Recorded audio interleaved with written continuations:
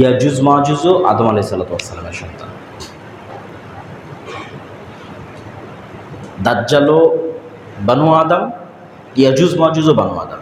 কেউ যদি মনে করে দাজ্জাল মানে কোনো technology, chat GPT, Gemini, AI, দাজ্জাল মানে আমেরিকা, এগুলো ভুয়া কথা। দাজ্জাল বানু আদম, মানুষ, আদমের সন্তান।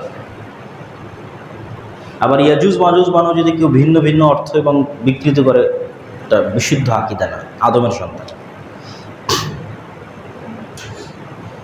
এবং কিয়ামতের পূর্ব মুহূর্তে ব্যতিক্রম ঘটনা ঘটবে বলেই তো আসলে এগুলোর উল্লেখ।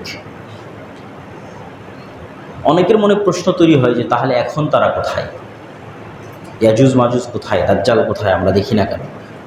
যদি এক হাদিসে তামিম আদ-দারি রাদিয়াল্লাহু তাআলা আনহু, তার সাথে দাজ্জালের সাক্ষাতের একটা লম্বা হাদিস পাওয়া যায়, যে লম্বা হাদিসে দাজ্জালের সাথে কথোপকথন উল্লেখ করা আছে।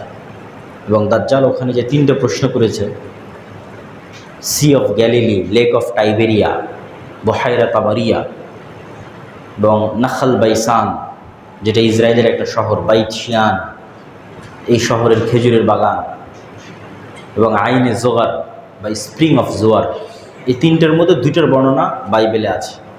একটা সি অফ গ্যালিলি আর একটা হচ্ছে স্প্রিং অফ জোয়ার। বাইবেলে কী হিসেবে আছে? তাদের পবিত্র হিসেবে আছে যে ঈসা আলাইহিস সালাম যত মোজেজা দেখাতেন সেগুলো সি অফ গ্যালিলির আশেপাশে দেখাতেন। এই জন্য ইউরোপ থেকে লক্ষ লক্ষ ভিজিটর এবং আমেরিকা থেকে এখানে আসে, দেখতে আসে। তো দাজ্জালের সাথে কথোপকথন এবং সাক্ষাতের বর্ণনা একটা হাদিসে, সহিহ হাদিস, সহিহ বুখারীর হাদিসে পাওয়া যায়। তখন প্রশ্ন হচ্ছে আছে কোথায়?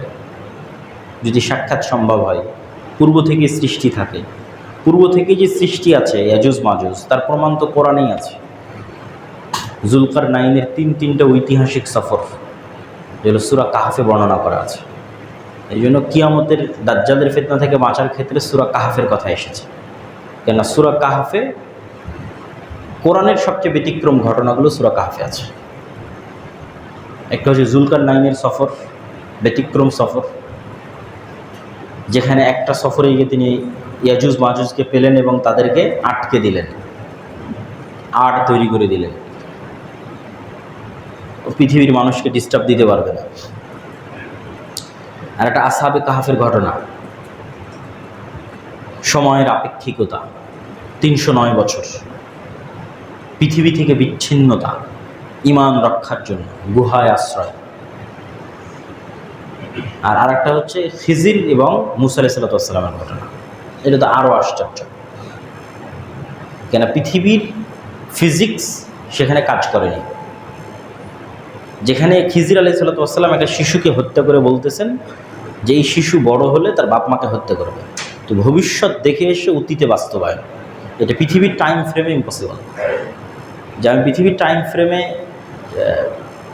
সময়ের সফর করব এবং সময়ের সফর করে ভবিষ্যৎ দেখে আসবো, ভবিষ্যৎ দেখে এসে ওটাকে অতীতে সংশোধন করব, এগুলো শুধু সায়েন্স ফিকশনে সম্ভব, এখন পর্যন্ত বাস্তবে সম্ভব না।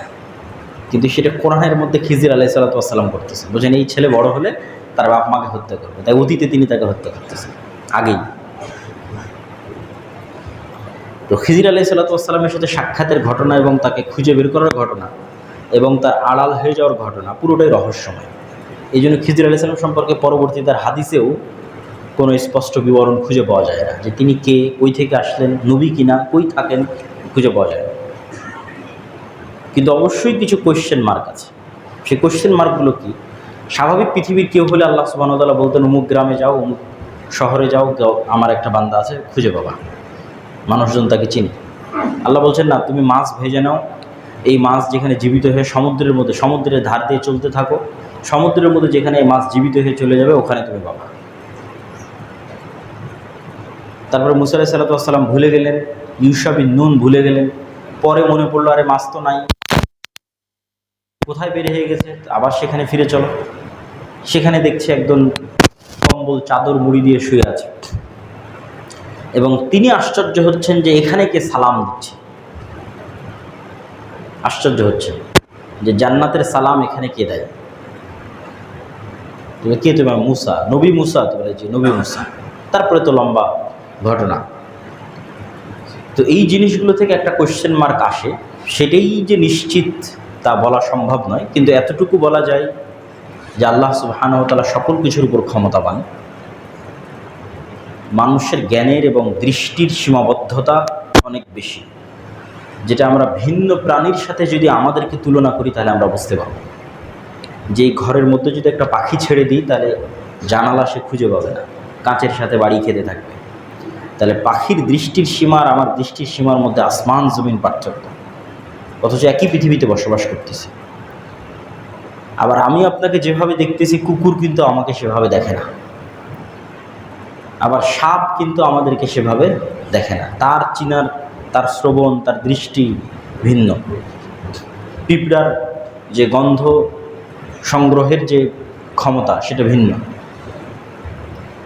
তো প্রত্যেকটা সৃষ্টিজীবের সাথে আর এক সৃষ্টিজীবের আসমান জমিন পার্থক্য। ফলত এক একজন এক এক ডাইমেনশনে থাকে, তারা আর একজন সম্পর্কে পরিপূর্ণ নলেজ অর্জন করতে পারে, এটা সম্ভব নয় যদিও একই পৃথিবীতে বসবাস করে।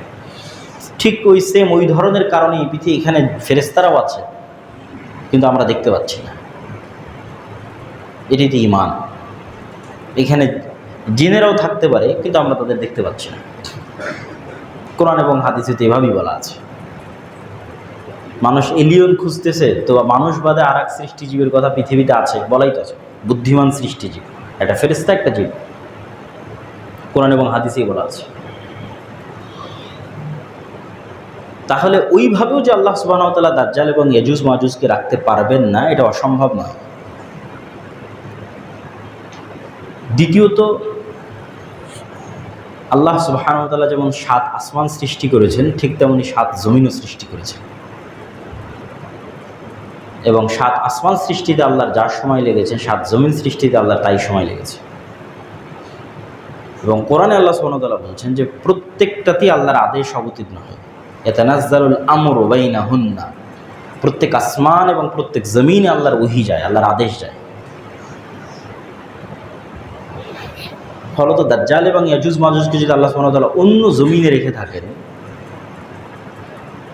এটাও সম্পূর্ণরূপে নাকচ করা সম্ভব নয়, কিন্তু নিশ্চিত এটাও বলা সম্ভব নয়। কিন্তু কিয়ামতের পূর্ব মুহূর্তের ঘটনাগুলো যে অনেক ব্যতিক্রম, এটা বোঝা যায়। যে একদিন 1 বছরের সমান, এটা আল্লাহ চাইলে এমনিই করতে পারে। এখনও যদি আল্লাহ সূর্যকে আদেশ দেয় স্থির হওয়ার জন্য, তো একদিন 1 বছরের সমান হয়ে যেতে পারে।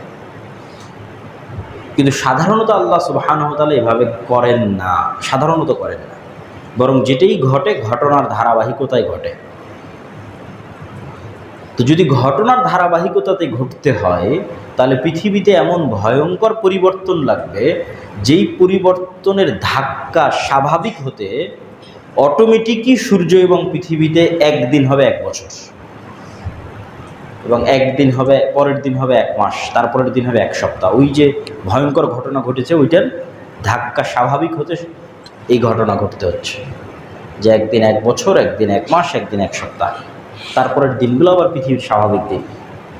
সুতরাং কিয়ামতের পূর্ব মুহূর্তের ঘটনাগুলোকে শুধু স্বাভাবিক দৃষ্টিকোণ থেকে দেখলে হবে না, এটা সম্পূর্ণ ব্যতিক্রম এবং ভিন্ন। দাজ্জালের ফিতনা পৃথিবীর সবচেয়ে ভয়ঙ্কর এবং ভয়াবহ ফিতনা এবং সবচেয়ে ব্যতিক্রম ফিতনা, ভিন্ন ফিতনা। আর ইয়াজুজ মাজুজেরটা আরও ব্যতিক্রম, আরও ভয়াবহ। এই ফিতনাগুলো থেকে আমরা বাঁচব কীভাবে? এই ফিতনাগুলো থেকে বাঁচার থেকে আমাদের শিক্ষা যেটা, যা আমরা 2টা বাক্য দিয়ে শুরু করেছিলাম, তাওহীদ এবং পরকাল, ইসলামের সারমর্ম। এই দুটাতে যার বিশ্বাস যত মজবুত, সে পৃথিবীর সকল ফিতনা থেকে তত বেশি সেফ থাকবে। তাওহীদে যার বিশ্বাস যত মজবুত, পুনরায় জীবিত হবে, এইটাতে যার বিশ্বাস যত মজবুত, যে পুনরায় জীবিত হলে আল্লাহ সুবহানাহু ওয়া তাআলা আমাকে জান্নাতে দিবেন। তো আসহাবুল উখদুদ ওয়াস সামাই যাতিল বুরুজ ওয়াল ইয়াউমিল মাউউদ ওয়া শাহিদিন ওয়া মাশহুদ, কুতিলা আসহাবুল উখদুদ। আসহাবুল উখদুদকে বলা হচ্ছে সামনে আগুন, হয় ঈমান না হয় আগুনে ঢুকে পড়ো। তো আসহাবুল উখদুদ আগুনে ঢুকে পড়তেছে, এটা কেমনে সম্ভব? তাওহীদের প্রতি অগাধ আস্থা, এবং আমি যে আগুনে ঢুকতেছি, আগুন তো জান্নাত, কেন মৃত্যুবরণ করলে তো আমি জান্নাতে চলে যাব। তাহলে মৃত্যুর ভয় না মৃত্যু জান্নাতে যাওয়ার ওসিলা, কোনটা তার ব্রেনে কাজ করতেছে? মৃত্যু তো জান্নাতে যাওয়ার ওসিলা, মৃত্যুর ভয় নয়। মানে এখন যে মারা যাচ্ছে এটার ভয় না, মারা তো যাওয়াই লাগবে। তাহলে আমার এই মৃত্যুটা হচ্ছে জান্নাতে যাওয়ার, তাহলে মরলেই জান্নাতে চলে যাবে। তাহলে ওই যে পরকালের প্রতি অগাধ আস্থা, তাহলে ওই আগুনের মধ্যে সে জান্নাত দেখতে পাচ্ছে, ফলত তার জন্য আগুনে ঢোকা সহজ। এই ধরনের ঈমান ছাড়া পৃথিবীর কোনো ফিতনা থেকে বাঁচা সম্ভব না। আমরা তো এখনও অসংখ্য ফিতনার মধ্যে আছি। তাওহীদ, আল্লাহর অস্তিত্ব এবং আল্লাহর শক্তি এবং ক্ষমতার উপর অগাধ আস্থা, এবং আল্লাহ আমাদের পুনরায় সৃষ্টি করার ক্ষমতা রাখেন, বিচার করবেন এবং বিচারের পরে আমাদেরকে জান্নাত অথবা জাহান্নামে দিবেন, এটার উপর অগাধ বিশ্বাস। এবং এই জিনিসগুলোরই শিক্ষা সূরা কাহফের মধ্যে যে ঘটনাগুলো আছে সেগুলোর মধ্যে আছে। যেমন আসহাবে কাহফ পৃথিবী থেকে সম্পূর্ণরূপে বিচ্ছিন্ন হয়ে গেছে তাদের তাওহীদকে রক্ষা করার জন্য। তো এই জন্য আমাদের তাওহীদের প্রতি বিশ্বাস এবং পরকালের প্রতি বিশ্বাসের মাত্রা বাড়াতে হবে, ঈমানকে মজবুত করতে হবে। আমার ছোট্ট একটা বই আল্লাহর পথে যাত্রা, এই বইটা লেখার পিছনে উদ্দেশ্য এটাই যে মানুষের ঈমানকে কিভাবে, যে 6টা ঈমান ইসলামের বেসিক মৌলিক ঈমান, এই 6টার প্রতি মানুষের বিশ্বাসকে কিভাবে মজবুত করা যায়, যেন মানুষ দেখতে পাচ্ছে, যেন মানুষ আল্লাহকে, ফেরেশতাকে, পরকালকে, জান্নাত এবং জাহান্নামকে দেখতে পাচ্ছে। এই ধরনের ঈমান ছাড়া আমাদের মুক্তির কোনো রাস্তা নাই। আল্লাহ সুবহানাহু ওয়া তাআলা আমাদের দাজ্জালের ফিতনা থেকে বেঁচে থাকার তৌফিক দান করুক আল্লাহুম্মা। এখানে আর একটা ছোট্ট দিক নির্দেশনা, সেটা হচ্ছে পুরো ঘটনা থেকে শুধু এই জিনিসগুলো নিয়ে পড়ে থাকা, এগুলোই অ্যানালাইসিস করতে থাকা, কখন ইমাম মাহদী আসবে, কোথায় থেকে আসবে, এটা কিন্তু কাজ নয়।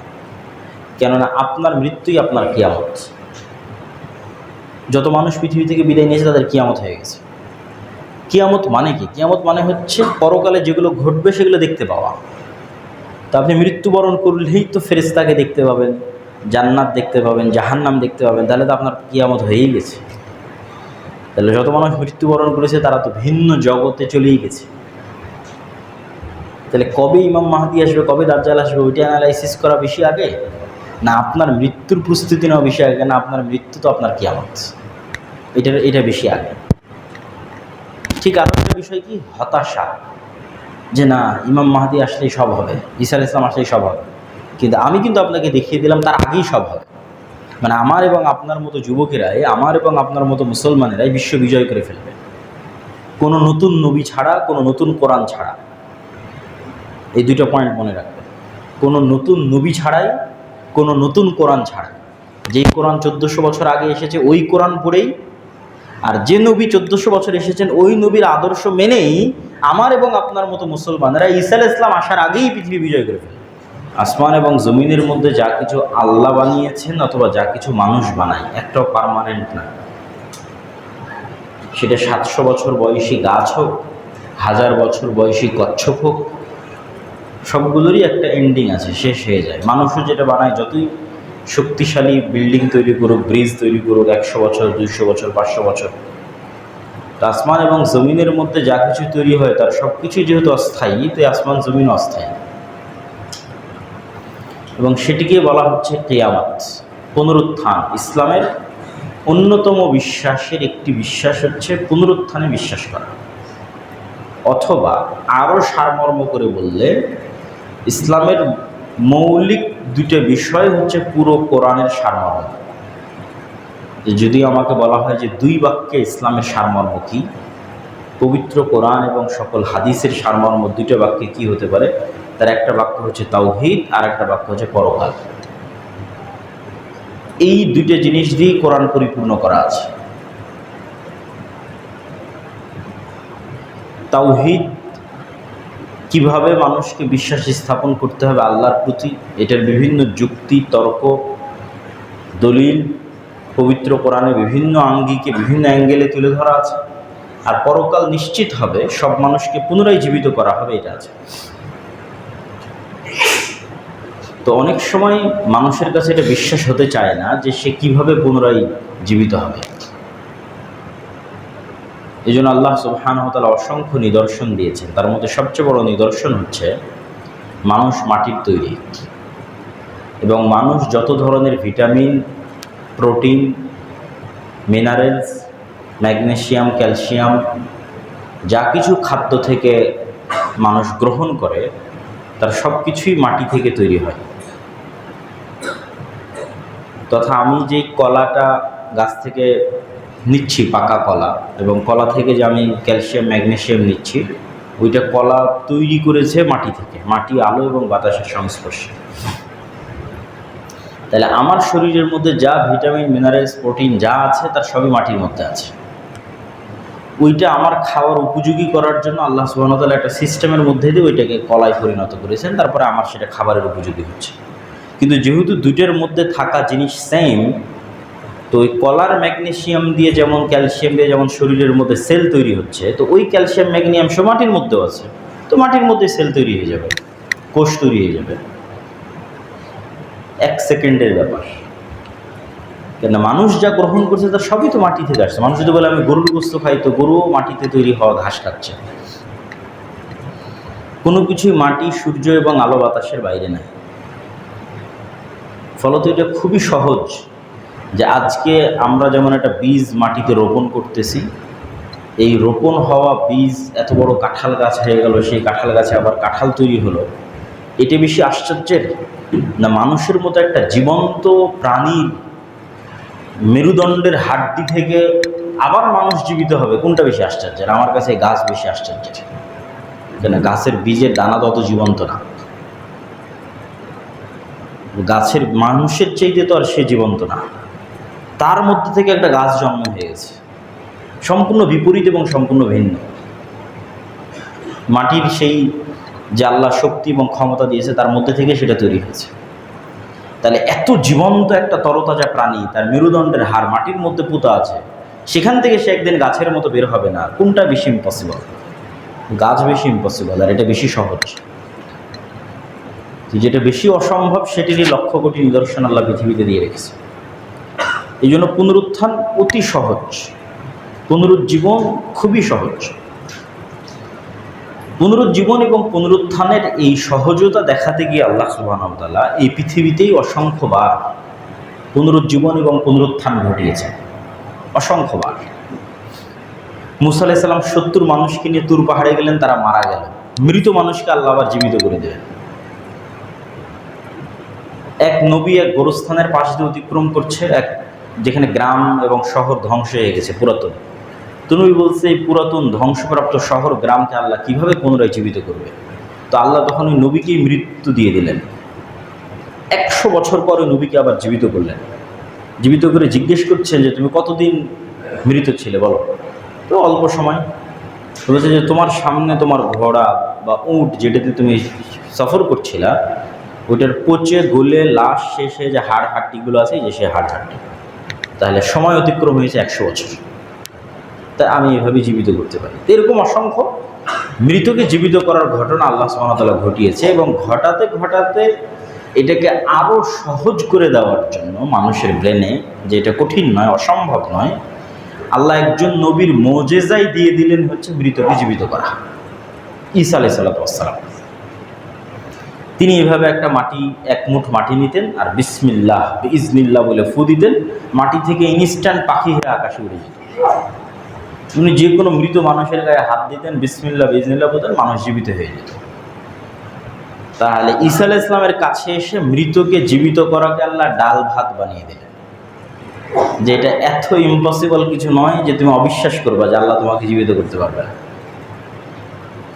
এই সেম জিনিসই ঘটবে। আমরা যে কিয়ামতের পূর্ব মুহূর্তের ফিতনাগুলোর কথা বলতেছি, এই কিয়ামতের পূর্ব মুহূর্তের সবচেয়ে বড় ফিতনা হচ্ছে দাজ্জাল।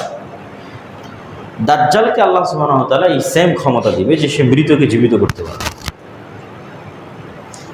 এবং এখান থেকে আমাদের বুঝতে হবে দাজ্জালের ফিতনা কেন ভয়াবহ। এবং আমরা যে ইসলামের দুইটা সারমর্ম 2 বাক্যে তুলে ধরেছি, একটা তাওহীদ আর একটা পুনরুজ্জীবন এবং পুনরুত্থান।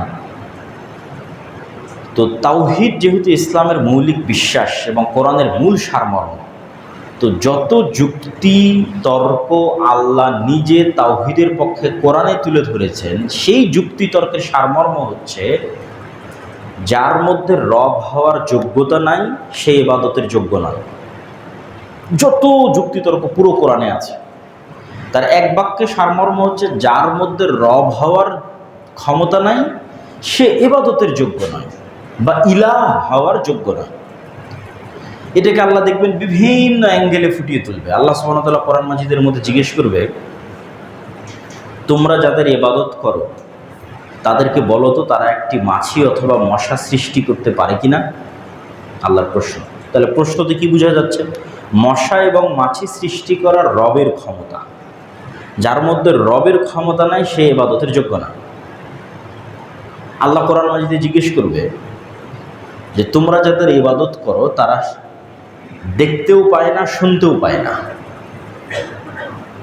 আর আল্লাহ সুবহানাহু ওয়া তাআলা শুনেন এবং দেখেন। তাহলে কি বোঝা যাচ্ছে? দেখতে পাওয়া এবং শুনতে পাওয়া রবের গুণ।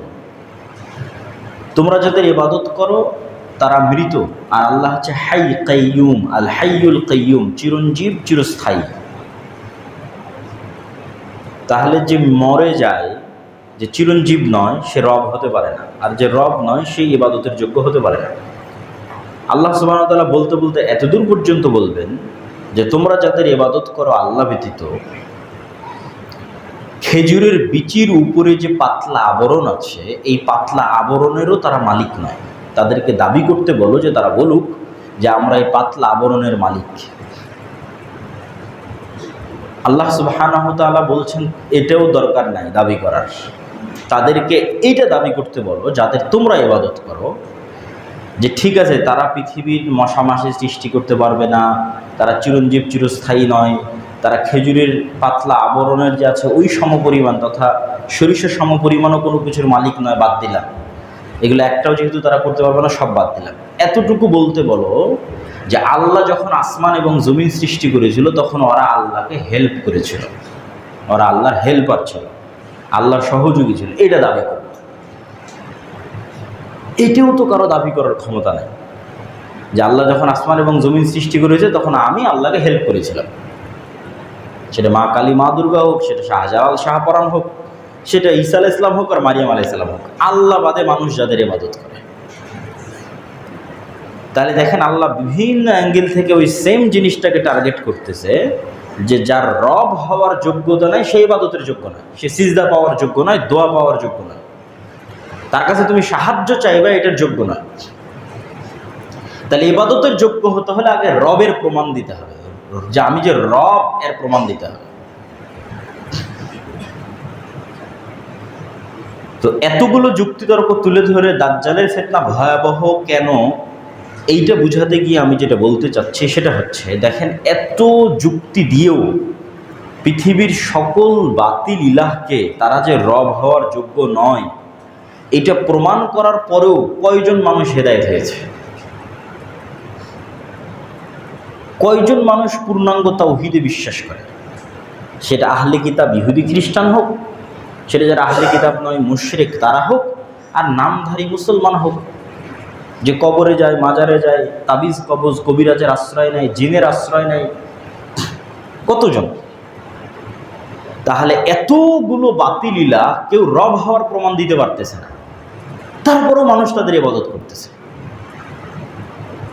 তাহলে এবার চিন্তা করেন, যেই দিন দাজ্জাল রব হওয়ার প্রমাণ দিয়ে দিবে সেই দিন মানুষের কি হবে?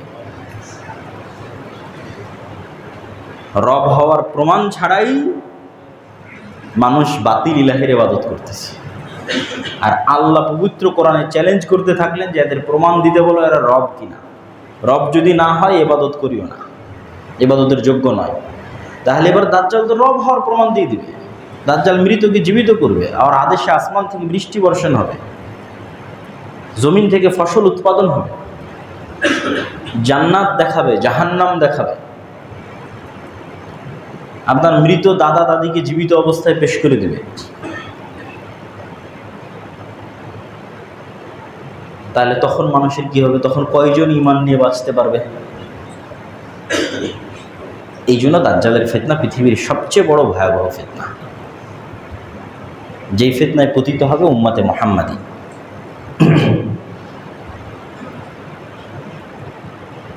তো আমরা আমাদের আলোচনার বিষয়বস্তু নির্ধারণ করেছিলাম কিয়ামতের পূর্ব মুহূর্তের ফিতনা সময়।